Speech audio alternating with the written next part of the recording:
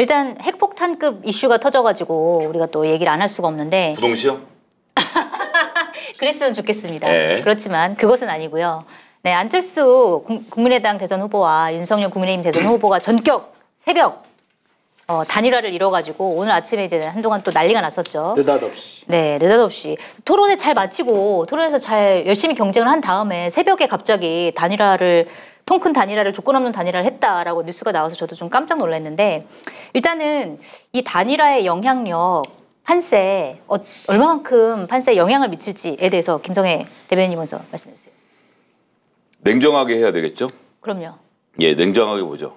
오늘 아침만 해도 저도 어안이 벙벙해서 제가 다른 프로그램에 나가서는 대한민국 지방신문협의회가 에이스 리서치에 의뢰해서 27일, 28일 이틀 동안 조사했던 여론조사 결과를 인용하면서 네. 안철수 후보가 없는 경우에, 그러니까 단일화해서 윤석열 후보랑 이렇게 됐을 경우에 안철수 후보를 지지했던 사람들의 표가 어디로 갈 것인가에 대해서 설문조사를 했는데 네. 여론조사에서 이재명 후보로 34%, 네. 그다음에 윤석열 후보로 32%, 뭐 정확한 수치는 기억이 안 납니다. 예, 그 비슷하게. 네. 근데 어쨌거나 수치상으로는 심지어 이재명 후보가 높게 나오는 네. 결과를 보여준 것을 이제 인용을 하면서 이게 반갈라간다.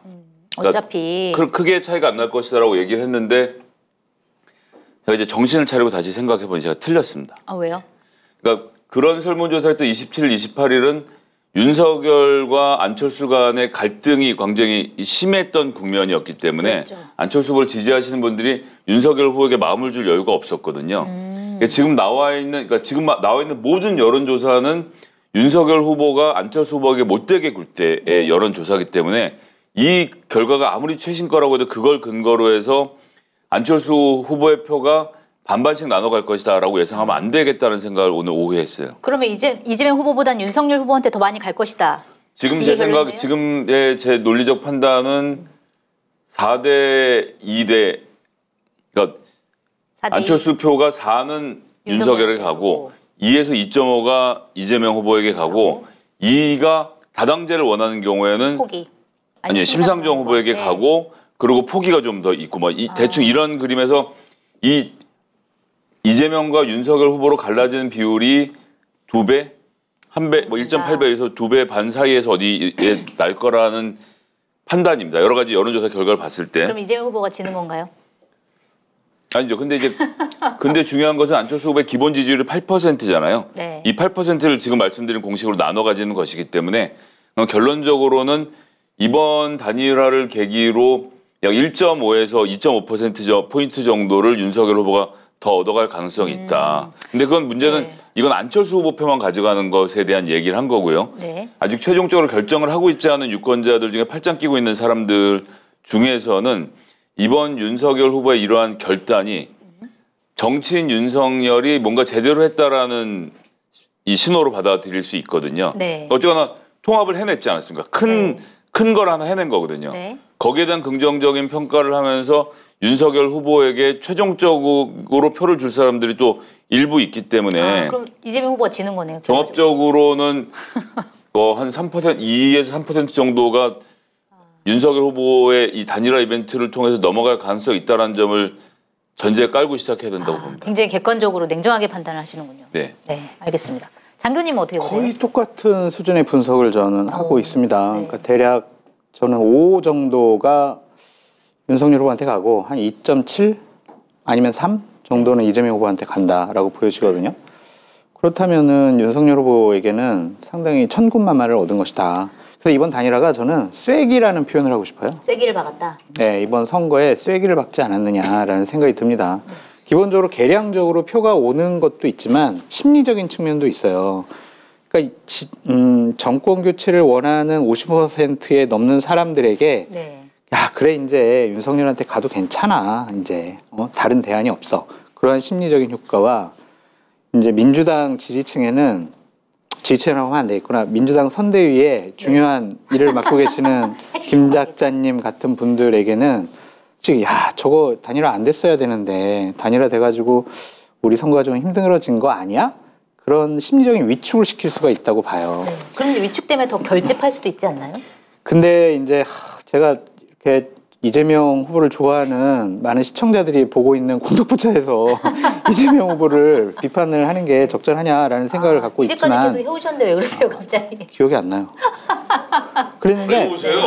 네? 하세요. 제 지금 주도권 하라고요. 발언 중이잖아요. 하시라고요. 제 주도권 발언 때 좀 조용히 해주세요. 하시라고요. 예? 동의 못 하겠어요? 이거 보세요. 예? 여기 질문하시면 대답해 주시고요. 30초 드리겠습니다. 부끄러운 줄 알아야지. 예? 맨날 거짓말만 하고 말이야. 그래가지고 지금 봤을 때는 상당히 민주당 지층이 위축될 것이다. 네. 왜냐? 예전에 2002년도에 노무현 전 대통령과 정몽준 대표 후보와의 단일화 같은 경우에는 네. 고 노무현 대통령이 올곧게 본인의 원칙, 민주당의 철학을 계속 지켜왔어요. 그렇죠. 그런데 이재명 후보가 과연 민주당의 가치관과 철학에 맞는 후보냐라는 것에 대해선 조금 고개를 갸우뚱하지 않으실까? 단일화의 결과로서의 효과는 분명히 있을 것이다라고 두 분 다 말씀해 주셨는데 근데 단일화의 명분은 있는 건가요? 정권 교체하겠다라는 전혀 거죠. 없죠. 무슨 명분이 정권 있어. 교체. 더 좋은 정권 교체를 하겠다. 네. 더 좋은 정치 개혁하겠다. 아니 그것이 근데 그 전에 이제 안철수 후보가 윤석열 후보를 굉장히 비판하고 뭐 윤석열 후보를 찍은 사람들은 손가락을 아마 잘라낼 정도로 후회를 할 것이다라고 얘기도 했고 그다음에 토론회에서도 정말 그 직전까지 토론회에서도 치열하게 경쟁을 한 거고 그다음에 여론조사 아니면 나는 단일화하지 않는다라고 얘기를 했고 그런데 갑자기 아무런 조건 없이 단일화를 전격 합의했다? 약간 이해 안 가는 측면이 있잖아요. 이해가 안 가요, 저도. 진짜 느닷없이 어떻게 처음부터 여론조사가 조건이 아니었던 거예요. 지금까지 버틴 이유가 그거 아니었어요, 근데? 그러니까 아니지 이분이 이면에서 요구한 어마어마한 큰 게 있겠죠. 그렇죠? 글쎄 그야 뭐 저 궁금해요. 국무총리 뭐 시켜준다고 했고 아 뭐 했대요? 아니 뭐 당연히 그러지 않겠어요? 디지털 플랫폼 정보 맡아달라고 한 달 네. 보름 전에 얘기를 했으니까 당연히 국무총리직을 보러 간 것이라고 생각이 들고 윤석열 후보 같은 능히 디지털 전환 혁신위원회를 만들어서 안철수 위원장님을 임명할 사람이죠. 아니 근데 아 장관이랑 공동 총리 인수위 아니라 때부터 공동 인수위 공동 정권을 구성하겠다고 했으니까 그 네. 부분은 윤석열 후보를 좀 믿어봐도 될 것 같아요. 근데 예를 들어 두 후보의 그러니까 사실 단일화나 연대 자체가 잘못됐다고 우리가 얘기할 수 없지만 사실 단일화나 연대를 하려면 그 이전부터 정책 협의를 꾸준히 해오고 이해가 안 연정이라는 돼요. 과정이 있어야 되잖아요. 이해가 안 돼요. 그러니까 TV 네. 토론 때도 정책 관련해서 되게 모르신다라고 핀잔도 그러니까요. 많이 줬었는데 갑작스러운 결정을 한 것은 결국엔 안철수 후보가 내가 이 상태대로 대선을 완주해서 한 자리 숫자의 무의미한 득표율을 얻으면 나의 정치적인 미래는 상당히 위험해질 것 같아라는 판단을 했을 것 같아요. 자신의 미래를 위해서 2017년도에는 그래도 21%의 지지율과 38석의 원내 세력이 있었잖아요. 네. 근데 이번에는 대략 지금 여론조사처럼 한 7, 8% 나오고 그다음에 원내 의석 3석 이 사람들이랑 같이 어떻게 지방선거를 치르며 총선을 치르며 대선을 준비하겠냐고요. 네.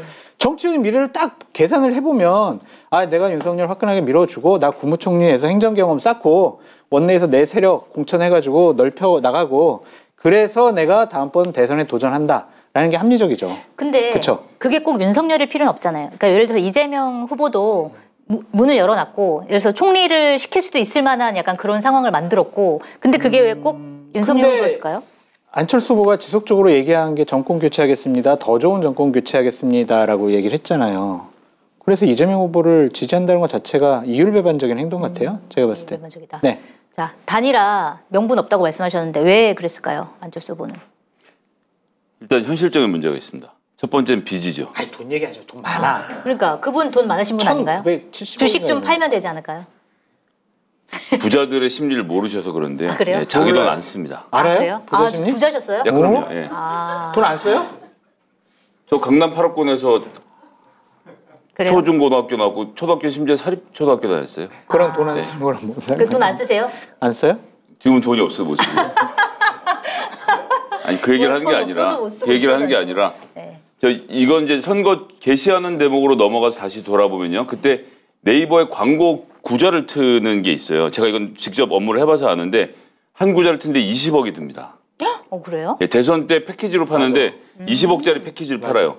그러니까 이거를 2017년 선거 때 홍준표 후보가 못 샀어요. 너무 비싸서. 그러니까 아니 비싼 게 문제가 아니라 그때 네. 그때 당일이 뭐였죠? 신한국당 아니 자유한국당인데 미래통합당? 미래통합당 아니었는데 언제? 홍준표 후보가 2017년 새누리당에서 자유한국당을 자유한국당 이름 바꿨을 때 15%가 넘는다는 보장이 없었기 때문에 선거운동 비용 10억 단위를 못 쓰는 상황이었어요. 그래서 이건 첫날 나왔을 때 책 한 사람 임자인데 홍준표 후보가 못 샀어요 처음에. 그런데 안철수 후보가 20억짜리를 샀단 말이에요. 네. 근데 국민의힘은 돈이 없어요. 제가 알았거든요. 그래서 국민의힘의 핵심 관계자에게 물어봤어요. 어떻게? 그랬더니 후보님께서 빌려주셨다 이렇게 얘기를 하더라고요. 아 빌려주셨다? 네. 근데 우리나라 선거법에서는 개인에게 빌린 돈은 무조건 이자를 쳐서 법정 이자를 쳐서 네. 다 갚아야만 합니다. 지금 어디에 당 얘기하는 거예요? 국민의당 얘기하는 거죠. 국민의당. 예, 국민의당. 안철수 후보에게 빌렸다. 네. 2022년의 상황이에요. 네. 그럼 이제 그것뿐만 아니라 다른 여러 가지를 하려면 최소한 시작에 스타트 50억은 들어가는 거예요. 네. 제가 빌린 규모는 알 수 없지만 여튼 빌렸다라고 했습니다. 그렇게 된 상태인데 국민의당이 지금의 재정 운용 상태를 봤을 때 이 돈을 갚을 수 있을 만큼 돈이 들어올 수 있는 구조가 안 되어 있다는 문제가 있는 거예요. 네. 그런데 이것을 해결할 수 있는 유일한 방법은 국민의힘하고 합당하는 거죠. 아, 그럼 부채가 다 넘어가요. 아. 그리고 이건 무조건 갚아줘야 되는 네. 겁니다. 이거는 돈 때문이다 결국. 아니 그런 사정도 있는 거죠. 아, 그런 사정이 있다. 한 근데 이제 80%. 이 방송을 보시는 분들은 이런 후보가 돈 빌리고 이런 문제 잘 모르시니까 재밌으실 것 같아서 이제 말씀을 드린 거고 뭘 돈 때문에 안철수 후보가 단일화를 했다 이렇게 하는 것은 제가 더 이상 그렇게 할 생각은 없습니다. 다만 알겠습니다. 이런 얘기 딴 데가 못 들으신가 드린 거고 두 번째는 지자체 선거가 저는 핵심이라고 보는데 지방선거. 예. 네. 지금 말씀하신 대로 3명의 의원밖에 없는 상태에서 지방자치 선거에 출마하려고 국민의당의 사람들은 있는데 네. 사실 지난번에 지역위원회 모집도 하다 말았잖아요. 근데 이게 돌아가기 시작하면 중앙당에서 말 그대로 수십억, 수백억 단위의 돈을 쓰기 시작을 해야 되는데 국민의당은 그럴 돈이 없고요. 네. 그리고 출마해서 당선될 가능성도 없고요. 여러 가지 난관에 부딪혀 있는 상태인데 안철수 후보는 예전에 국민의당 시절에 호남에서 몇십 명의 의원을 가지고 있던 그때로 돌아가고 싶은 거예요. 자기 세력이 있어야 정치를 하니까 이번에 네. 혼자 뛰어보니까 안 되겠다는 걸 절감했거든요. 네. 이런 상태에서 이것을 타개할 수 있는 대책으로 국민의힘과 합당을 결국 결정한 건데 네. 제가 납득이 안 되는 대목은 네. 그럼 다당제에 대한 신념은 얘기하지 말았어야 돼요. 예, 그거는 너무 잘못하신 거예요. 예전에도 이미 민주당과 합당의 과정이 있었고 분당에서 나가서 밖에 있을 땐 다당제를 얘기하다가 또 국민의당과 합칠 땐 그냥 하고 그러고 지금 행정경험 말씀하신 것도 저는 그 대목이 오늘 인터뷰에서 가장 충격적이었는데 본인이 이제 뭔가를 하겠다는 거죠. 사당입니까? 국민의당이 아무리 그래도 네. 제가 국민의당의 당원은 아니지만 국민의당이라는 당도 정치적 결사체고 당원들이 있는 정당이거든요. 네. 근데 그 당대표 근데 이분은 당이라고 생각하지 않고 자기 회사라고 생각하는 것 같아요. 여기에 지분은 얼마냐 이렇게 해서 네. 내가 행정 경험을 쌓기 위해서 입당을 했다? 합당을 한다? 본인의 행정 경험을 위해서 당 전체가 합당을 하는 그림은 그런 말을 하지 말았어야 되는데 네. 설령 그런 생각을 했다고 하더라도 그걸 듣고 있는 꺼내면 안 지지자들의 입장에서 제가 행정 경험이 모자라서 이렇게 얘기를 하면 뭐야? 저분 지금 저 행정 경험 쌓으려고 합당? 다당제는 어디 가고? 네. 맞습니다. 통합의 정치는 어디로 가고? 네, 이렇게 되는 국민의당 거죠. 당원들이 엄청나게 지금 항의를 하고 있고 탈당계를 내고 있고. 이게 반 윤석열 언론사였구나, 방송이었구나. 아니 저는 약간 다당제 같은 경우는 좀 철학을 버린 부분에 대해서는 좀 비판받을 수 있다고 생각을 하긴 잘 해요. 말했죠. 근데 이제 국민의당에서 실제로 이제 다당제를 원하는 분들이 많고 그다음에 이제 이제 재외 국민들은 이미 투표를 끝낸 거잖아요. 그래서 그분들은 자기 표가 사표가 됐다. 이거 어떻게 할 거냐. 이렇게 지금 항의를 하고 있고 그런 상황인데 이거는 사실은 영향을 안 미칠까요? 일단 느닷없이 결정한 거에 대해서는 안철수 후보 두고두고 앞으로 정치해 나가는 데 있어서 족쇄가 될 것 같다라는 생각이 듭니다.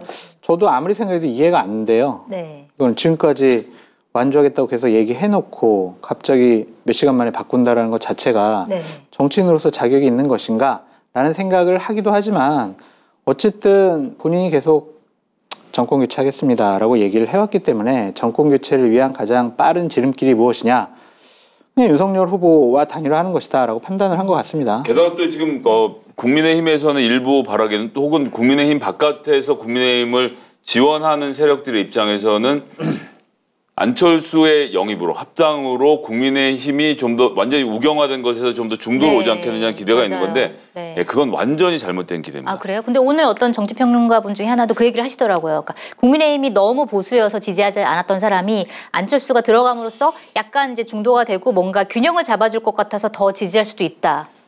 지난 2017년에서 20년 구간의 안철수 후보는 중도였죠. 네. 그때는 정치 전략상 중도였던 겁니다. 저는 이분의 가장 큰 문제점을 정치 철학의 부재로 보는데요. 네. 그 당시 극중을 얘기했을 때는 양팔을 벌려서 민주당과 국민의힘의 간격을 맞춰서 서 계시던 분이에요. 네. 그래서 이렇게 움직이면 같이 몸이 움직이면서 극중을 지켰는데 이번에는 뭐 중앙일보에서 공약 분석을 통해서 수치화했지 않았습니까? 했더니 예, 전방위의 공약이 안철수 후보가 심지어 윤석열 후보보다도 더 오른쪽. 예, 오른쪽에 있었다라는 것이고 노동이사제에 대한 공격을 네. 포함해서 맞습니다. 외교 문제 이런 데에 그 기억이 있어서 나네요. 훨씬 더 극우적인 입장을 나타내고 있었거든요. 그래서 이분의 합류가 국민의 힘을 중도로 끌고 온다. 그 이미지를 갖고 계시는 분들은 그렇게 생각하실 수 있지만 2022년에 안철수는 그렇진 않습니다.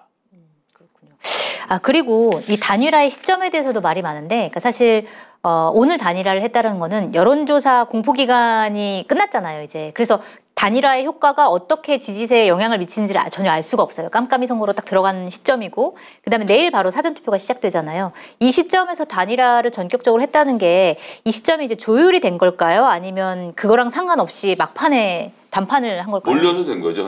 이면에서 한 욕을 들어줄 수가 없으니까 못하겠다라고 하고 문건까지 흔들면서 저 사람 나한테 이렇게 했다고까지 얘기했던 사람들이 일주일 만에 돌변했다는 것은 그러니까요. 참 그때 서로 공격하지 말지. 그런 전 두 가지로 보는데 첫 번째는 지금까지 설명드렸던 지지율의 하락으로 안철수 없이는 지겠다. 2%가 소중하다라는 판단을 했던 것 하나.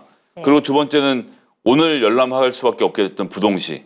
이것이 막판 변수로 작용하는 상황에서 이것을 사전에 물타는 것으로 어떻게든 어제 중으로 단일화를 했어야 됐을 것이고 그러면 국무총리 지금 말씀하시는데 제 생각에는 윤석열 후보에게 있어서 중요한 것, 윤석열이란 개인에게 있어서는 내가 대통령이 된다 이러면 행정부를 어떻게 관할할 것인지가 본인의 더 주요 관심사고 윤핵관들 몇 명과 검찰 측 인사, 변호사들, 서울대법대 나온 사람들에서 이쪽은 조각이 되는데 당은 상대적으로 본인 게 아닌 거예요. 지금 이 상태에서는. 이준석과의 대결도 해야 되고 그렇다라고 하면 안철수라는 정치인에게 을 당 쪽으로 밀 수 있죠. 당 쪽으로. 자, 행정적보다는 지자체 공천권을 가지시는가. 그러니까 앞으로 5년 동안 정치를 해야 되는 윤석열 대통령이 만약 당선된다면 그분에게 기초자치의원이 누가 어디서 뭘 하는 것은 하나도 중요하지 않습니다. 알겠습니다. 그런 문제 때문에 저는 안철수 후보를 이 당 쪽으로 밀어내면서 이 자리를 확보하는 그런 상황, 그런 구상인 가운데서 벌어진 일이 아닌가. 맞을까요? 김 작가님 얘기를 듣는데 갑자기 추미애 전 장관 말이 생각나가지고. 뭐요? 죄송합니다. 네? 뭔데요? 소설 쓰고 있네. 소설이라고 이렇게 폄하하는 소설 쓰시고 계시네. 어디가 폄하예요?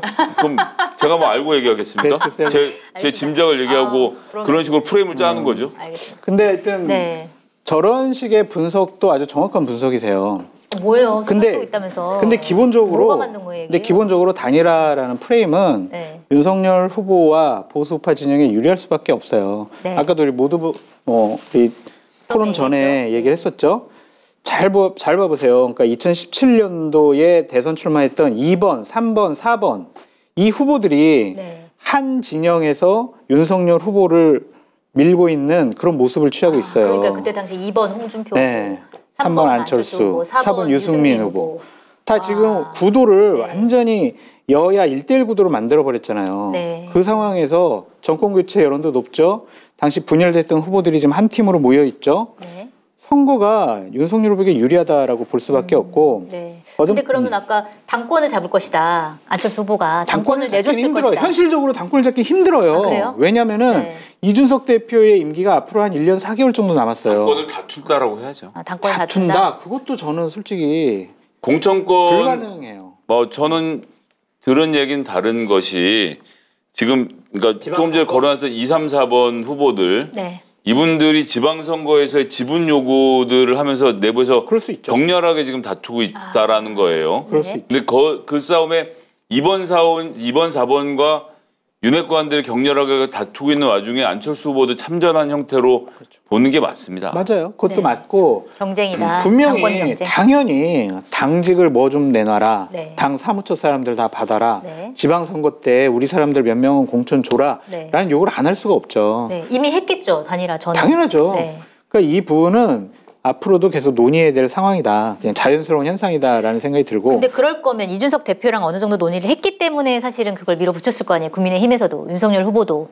왜요? 윤석열 후보가 네. 그 생각을 안 했을 것 그걸 같아요. 왜 해요? 네. 아 그래요? 왜냐면 지금 당 대표가 사실은 그 지방 선거에 대한 그 뭔가 사무권을 다 갖고 있잖아요. 그렇죠. 옥새가 없으면 안 되잖아요. 그렇죠. 근데 이준석 대표한테 그거를 미리 얘기하지 않고 내가 예를 들어서 지방 선거에서 너희들한테 얼마 줄게 이거 얘기할 수 있어요? 아니 근데 사전에 이미 이태규 선대본부장하고 장제원 의원이 네. 여러 가지 합의문을 다 만들어놨잖아요. 네. 그런 것은 어느 정도 서로 영역을 인정해 주는 것이 아닌가라는 좀 생각이 들고 당연히 합당을 하게 되면 네. 지분을 요구할 수밖에 없고 그 지분은 인정해 줄 수밖에 없다. 왜 윤석열 후보가 이준석 대표를 존중할 거라고 생각하십니까?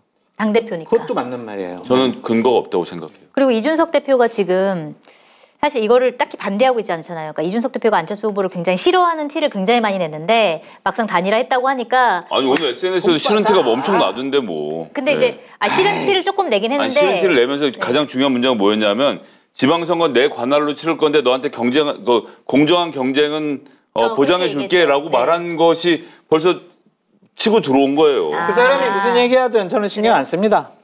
네, 신경 안 씁니다. 아니 관심 없는 사람들이 들어본 적 없다고 하는 거 아니에요? 아니 근데 그러면 윤석열 후보가 당선된다고 하더라도 당권 가지고 엄청 다툼이 심해지겠네요. 그건 윤석열의 아니라니까. 윤석열의 일이 아니라니까요. 네. 대통령으로 가면 그러니까. 당은 당연히 멀어지게 돼 있어요. 근데 그럼 당 그렇고. 내에서 국민의힘 당 내에서 엄청 그렇죠. 심해지겠네요. 그러니까 그건 윤석열 후보에게 데미지로 작동하지 않는다는 겁니다. 네. 자기들끼리 싸우는 거니까. 그러니까 내가 대통령을 되기 위해서 저 폭탄을 끌어안아야 된다면 안는 대신 이쪽으로 던진 거죠.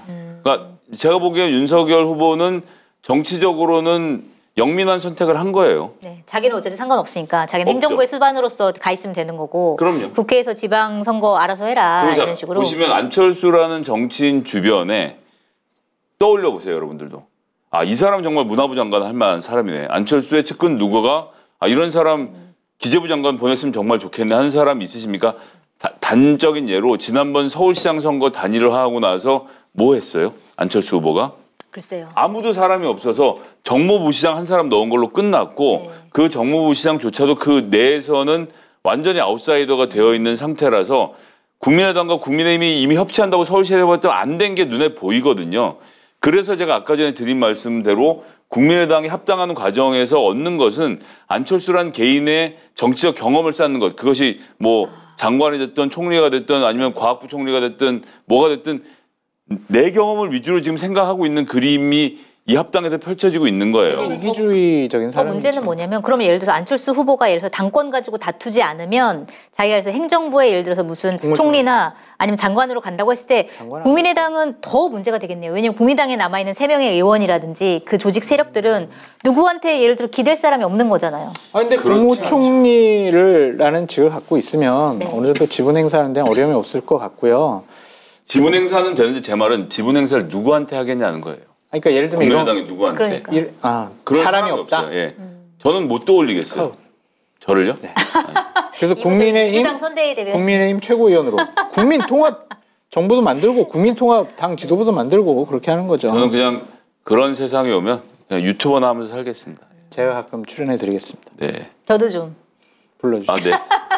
농담이었고요. 아니 그러니까 이게